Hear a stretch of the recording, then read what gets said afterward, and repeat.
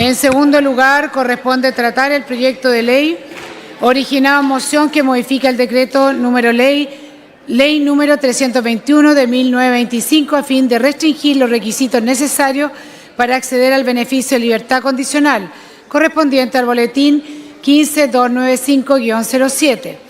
Muchas gracias, presidenta. No es fácil intervenir en este tipo de debates donde lamentablemente sobra muchas veces testosterona y faltan buenas razones. Me parece evidente que el país está enfrentando un cambio en las prácticas criminales y me parece también evidente que el Estado necesita dotarse de nuevas herramientas para enfrentar a esa nueva criminalidad.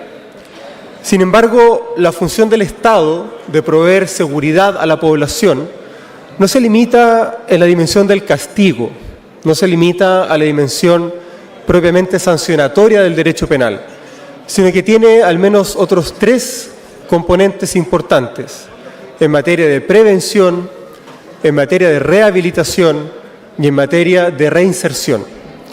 Seguir endureciendo la política legislativa de este Congreso Nacional en la lógica de una agenda punitivista, una verdadera cabalgata punitiva que solo se preocupa por endurecer las penas y por endurecer las condiciones del encarcelamiento, nos va a llevar como sociedad a enfrentarnos a un Estado prácticamente policial.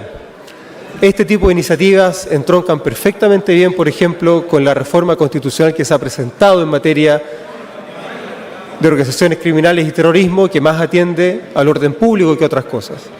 Y lamentablemente no vemos en la derecha, en el gobierno, en quienes tienen los votos para aprobar este tipo de iniciativas, una preocupación por la prevención, una preocupación por la rehabilitación y una preocupación por la reinserción social. Los delincuentes no pueden seguir siendo delincuentes permanentemente. Y me parece que es importante que el gobierno y el oficialismo entiendan que necesitamos implementar políticas públicas para arrebatarle a la delincuencia a nuestros conciudadanos, para recuperarlos para la sociedad. Porque si estamos permanentemente castigándolos y permanentemente subiendo las exigencias y la dureza del régimen carcelario, esas personas van a ser ciudadanos que como comunidad política vamos a perder de manera irremediable. Entonces me parece muy bien que ciertos discursos, lamentablemente muchas veces cargados de testosterona, se preocupen por endurecer la mano, se preocupen por revisar las condiciones carcelarias, pero no es verdad que delinquir en Chile sea gratis, no es verdad que nuestras autoridades uniformadas estén solas y no es verdad que como ciudadanos queramos que algunos de nuestros conciudadanos se pudran en la cárcel. Necesitamos políticas destinadas a recuperar a esos ciudadanos. Necesitamos políticas destinadas a garantizar la reinserción.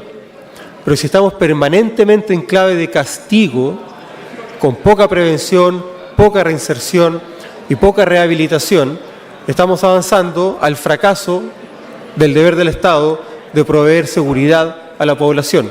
Y eso lamentablemente, señor presidente, es algo de lo cual no se habla en este Congreso, no lo habla el Ministerio de Justicia, no lo habla el Ministerio de Seguridad, no lo habla el Ministerio del Interior y no lo habla ninguno de los voceros, por su intermedio, señor presidente, que están presentes hoy día en la sala en nombre del oficialismo.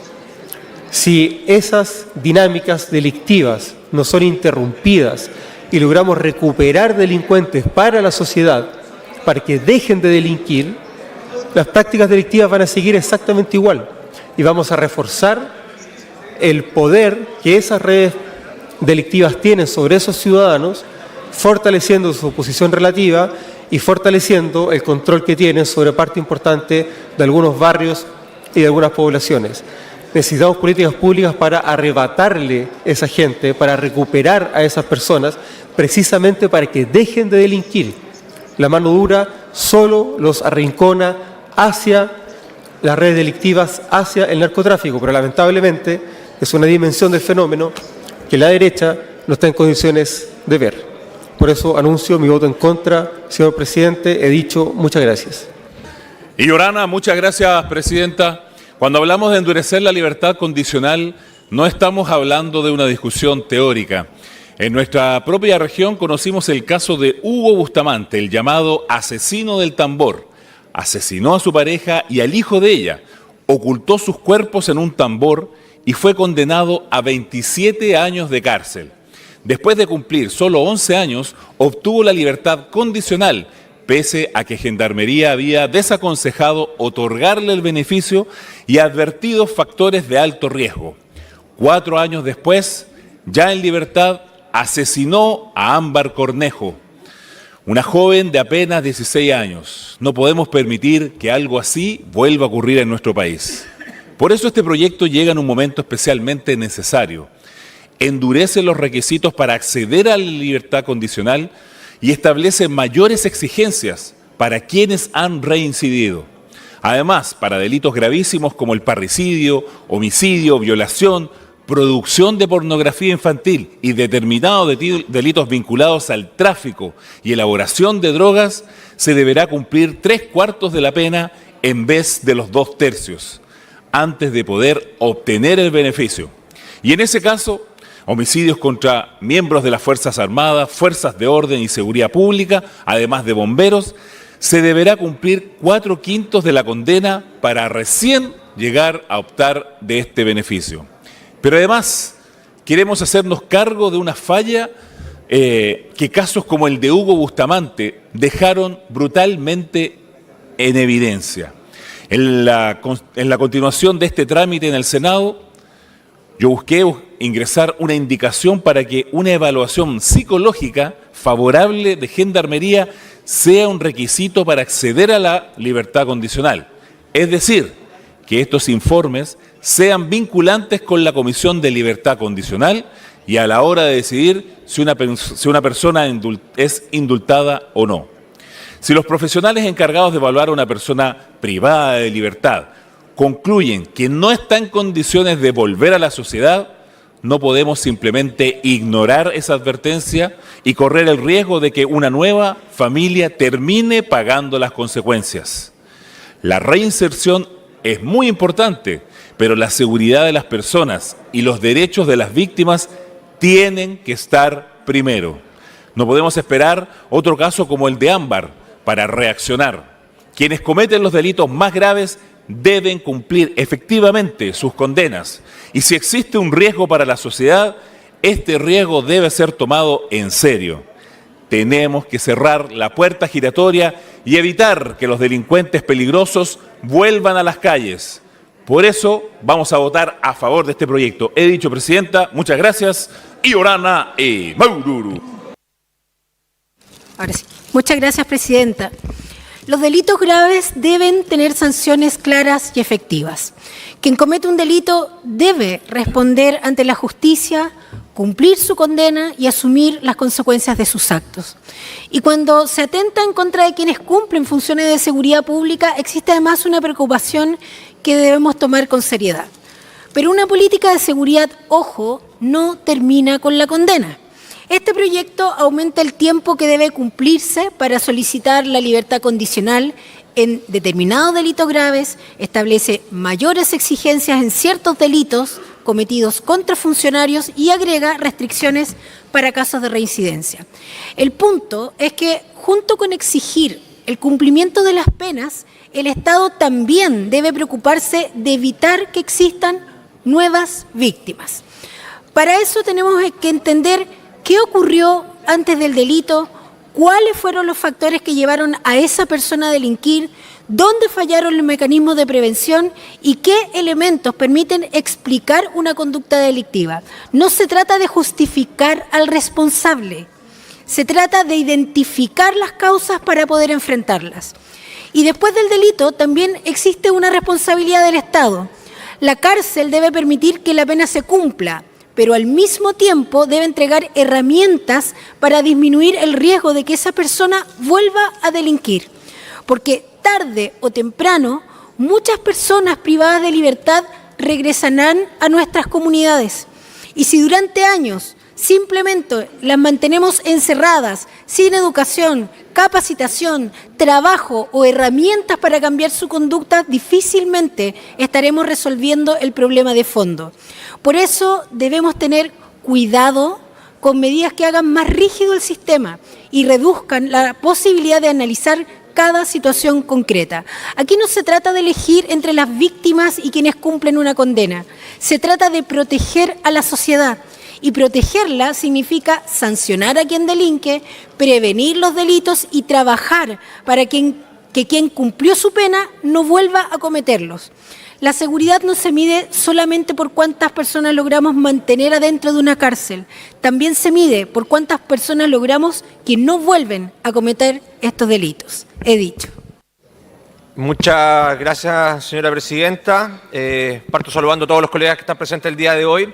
Este tipo de proyectos lo que viene a hacer es cumplir con la palabra empeñada en la candidatura de nuestro presidente José Antonio Kast, que señaló que la mano iba a cambiar frente a la delincuencia, que íbamos a tener efectivamente una mano dura y que eso iba a ir aparejado de modificaciones legales que le dieran básicamente más atribuciones a nuestros carabineros, al mismo tiempo que un Estado de Derecho más robusto en cuanto a la persecución de la delincuencia y el trato que hay que darle a aquellos que atentan contra la integridad de las personas, que son básicamente delincuentes, que hay que considerarlos como tal y como enemigos de la sociedad, ya no como pobres víctimas del sistema que están determinados por su condición social, porque eso es una caricatura y una ofensa a miles de personas, sino que como, ya decía, enemigos de toda la sociedad chilena. Quiero partir esta introducción hablando del marco jurídico vigente. La libertad condicional está regulada en el Decreto Ley 321 del año 1925. Respecto de este proyecto en particular, se pretende establecer 3 modificaciones legales que son bastante concretas. La primera dice relación con el plazo de cumplimiento de las penas para poder optar a la libertad condicional. La tercera dice relación con la obligación de la Comisión de Libertad Condicional, que está sentada en cada corte de apelaciones, de ya no poder, sino que tener la obligación de escuchar a los familiares de la víctima cuando se proceda al trámite de analizar la libertad que se puede dar a una persona condenada y que está cumpliendo sentencia en un régimen privativo de libertad. Y lo tercero es un elemento que se incorpora al amparo de la legislación internacional, en particular el derecho español, que permite que un delincuente que infringe su condena por un plazo de 1 año o 2 años, que ha estado fuera, vale decir en libertad, se considere que ese tiempo no se computa para el cumplimiento de la condena. Respecto de los plazos de cumplimiento de la pena, la regla general establecida en el artículo 2, número 1 del decreto ley se mantiene, 50% más 1. Esa es la mayoría de los delitos tipificados en nuestro Código Penal. Sin embargo, la regla especial de 2/3, que representa el 66% del cumplimiento, se aumenta a 4/5, que es un 75% en delitos particularmente graves para la sociedad chilena. Estamos hablando de femicidio, homicidio simple, homicidio calificado, robo con homicidio, robo con violación, violación con homicidio, violación, infanticidio, terrorismo, secuestro.